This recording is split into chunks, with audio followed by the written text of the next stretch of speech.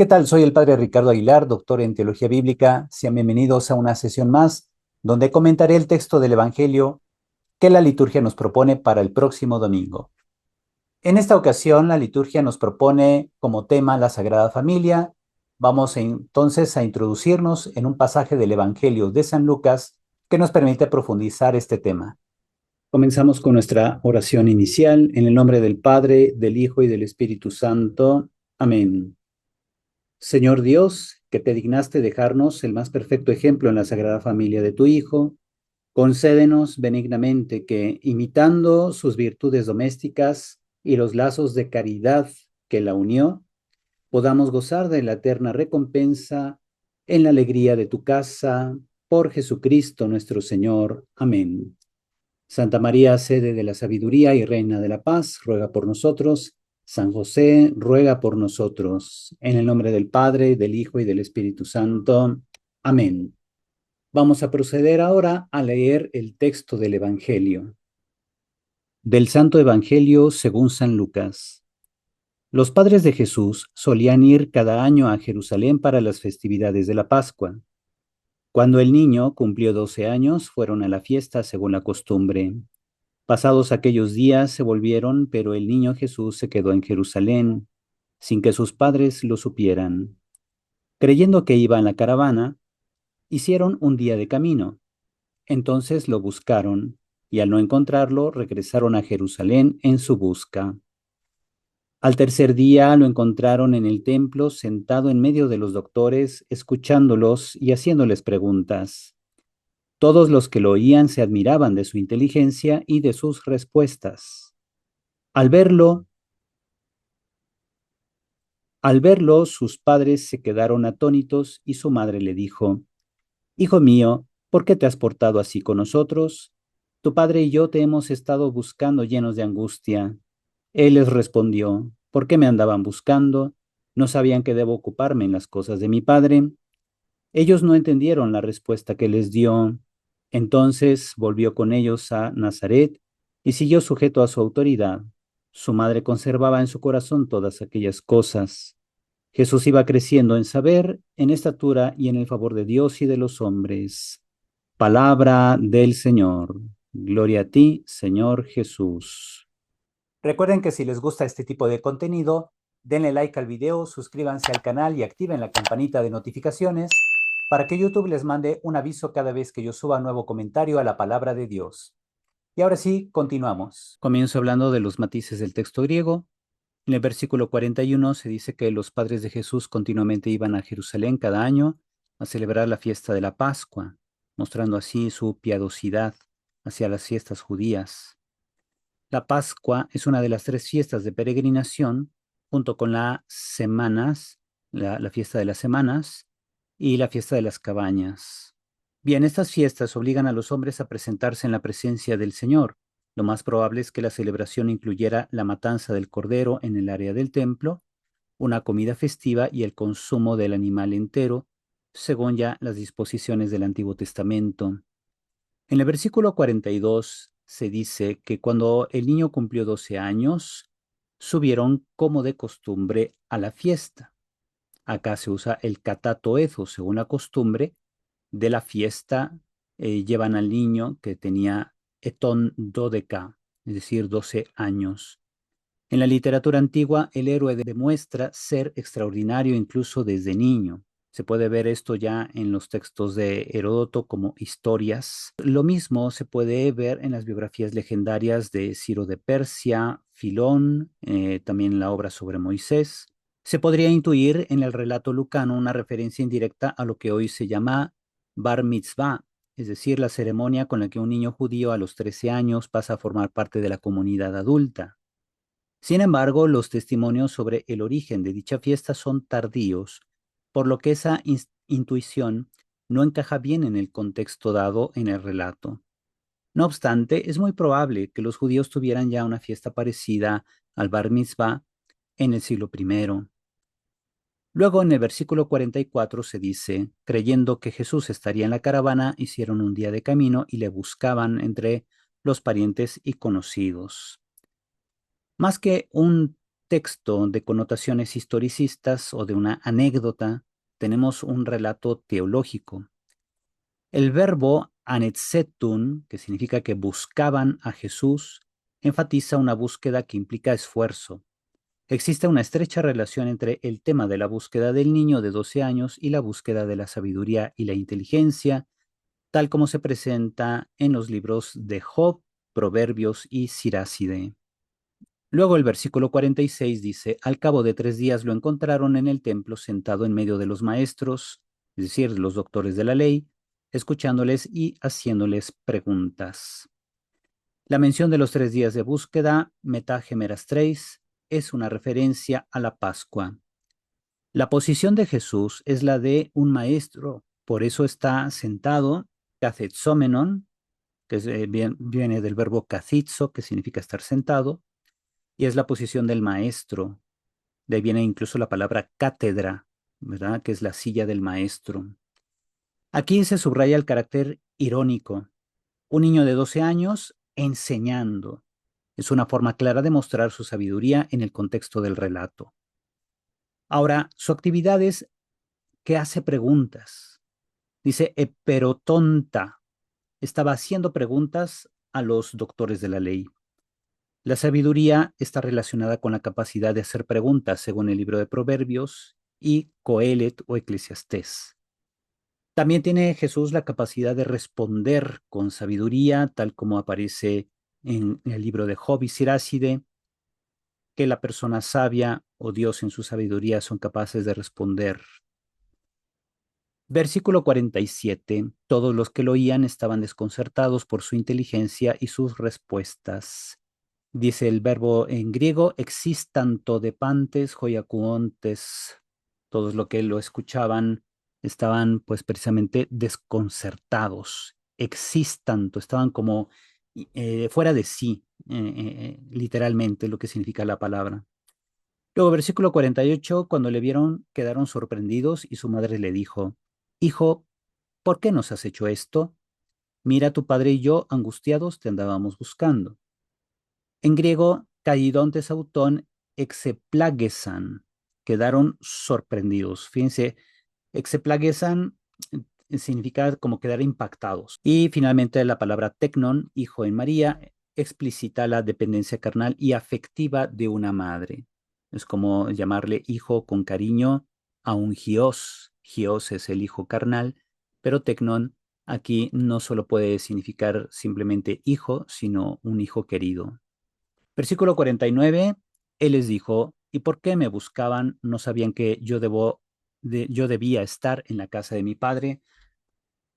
Calle pen prosautus, ti joti etseteiteme, uk edeite, joti entois tu patrosmo dei einaime.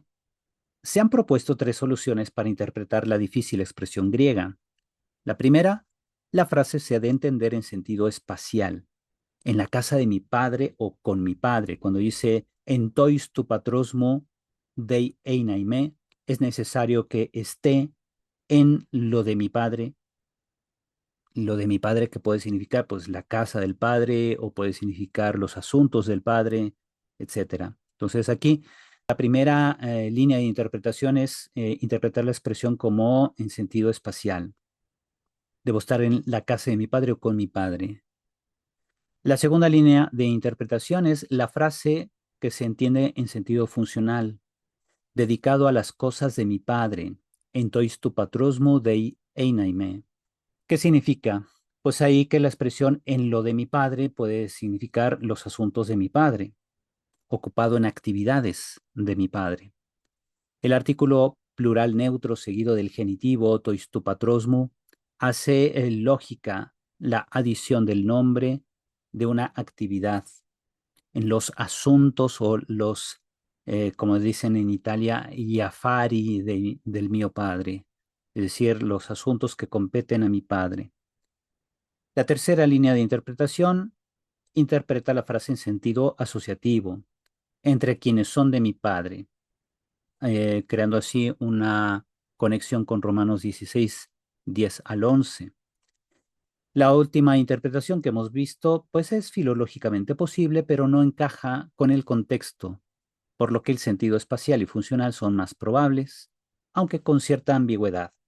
Se trataría quizá de un caso de anfibología, es decir, de una expresión que puede interpretarse en un doble sentido, es decir, tanto en un sentido espacial, en la casa de mi padre, como en un sentido funcional. Debo estar en los asuntos de mi padre. Versículo 50. Pero ellos no comprendieron la respuesta que les dio.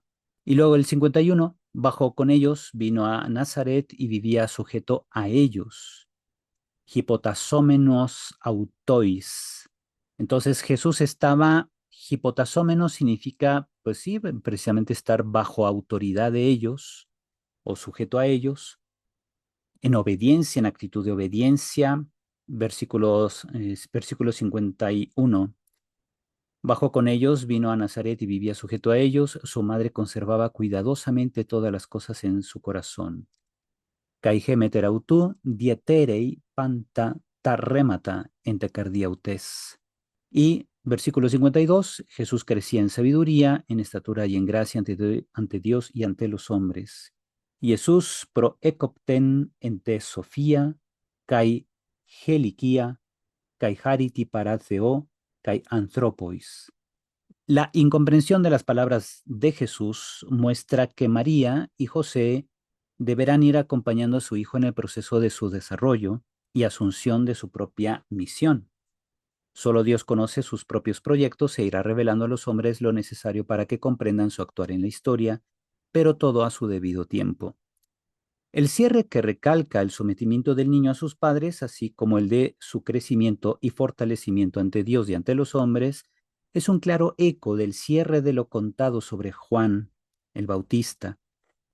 La mención sobre cómo María conservaba todas estas cosas en su corazón es un eco de la reacción de María después de escuchar el testimonio de los pastores que habían llegado a adorar al niño recién nacido.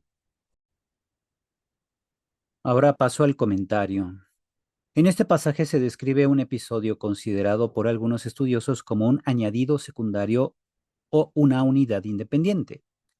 Este episodio marca la culminación narrativa de las historias de la infancia de Jesús, ya que se presenta como el momento en que Jesús se revela a sí mismo como intérprete o hermeneuta de su propia identidad. El evangelista evoca la celebración pascual y la costumbre de la peregrinación, introduciendo aparentemente costumbres consolidadas y cíclicas. Sin embargo, el comportamiento inusual de Jesús al quedarse en Jerusalén crea un suspense significativo, desencadenando la búsqueda desesperada de sus padres. A medida que la historia avanza, se revela que el niño permaneció en Jerusalén, pero el lugar exacto y la razón de su comportamiento son desconocidos tanto para el lector como para los padres. La narrativa aumenta la tensión al sugerir erróneamente que Jesús podría estar en un grupo, y cuando los padres llegan a Jerusalén, el suspense crece al coincidir su punto de vista con el del lector. La búsqueda de 3 días sin saber qué le sucedió a Jesús intensifica el misterio. Finalmente, cuando Jesús es encontrado en el templo, se resuelve la pregunta de dónde estaba, pero se abre otra incógnita. ¿Por qué en el templo? Además, la madre de Jesús, María, explica el motivo detrás del comportamiento de Jesús, revelando sus propios sentimientos y los de José. La consternación y la angustia de los padres se comparten con el lector, quien comparte la pregunta humana sobre la iniciativa de Jesús y espera conocer la respuesta a ese interrogante. En la respuesta de Jesús sorprende al expresar una doble pregunta. Primero, con el por qué del por qué me buscaban, parece intentar evitar la necesidad de búsqueda de sus padres, como si estuviera respondiendo a su desconocimiento sobre su situación. Luego, revela la motivación centrada en su relación con el Padre Celestial. Utilizando el término griego dei, que significa es necesario, anticipa la necesidad que guiará su obediencia hasta la cruz. Luego revela la motivación centrada en su relación con el Padre Celestial, utilizando el término griego dei, que significa es necesario, anticipa la necesidad que guiará su obediencia hasta la cruz, revelando así la modalidad de su revelación mesiánica. El problema no es tanto quién es Jesús, ya conocido por María y el lector, sino cómo se manifiesta. Aunque la palabra evento sigue siendo malentendida por los padres, este malentendido no parece ser un defecto, ya que el narrador tiene toda la historia para explicar su significado enigmático. La obediencia de Jesús a la voluntad de su Padre es clara para los personajes y el lector, convirtiéndose en el criterio que guía sus decisiones.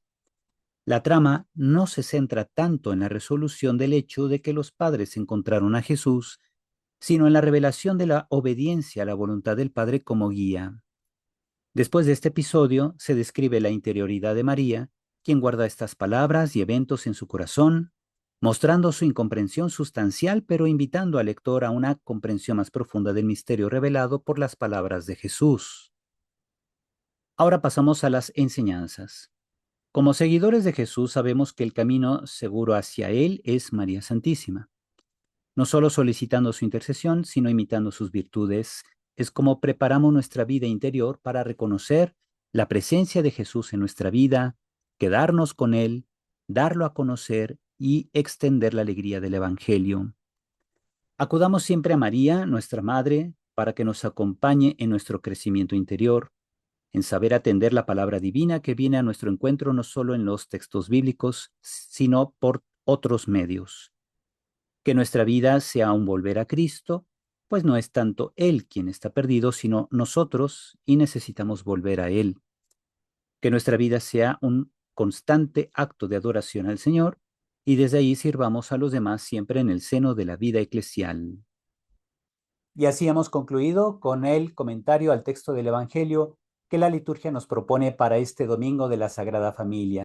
Recuerden que si les gusta este tipo de contenido, denle like al video, suscríbanse al canal y activen la campanita de notificaciones para que YouTube les mande un aviso cada vez que yo suba un nuevo comentario a la palabra de Dios. Les voy a dar la bendición. El Señor esté con ustedes. La bendición de Dios Todopoderoso, Padre, Hijo y Espíritu Santo, descienda sobre ustedes y permanezca para siempre. Amén. Cuídense mucho y hasta pronto.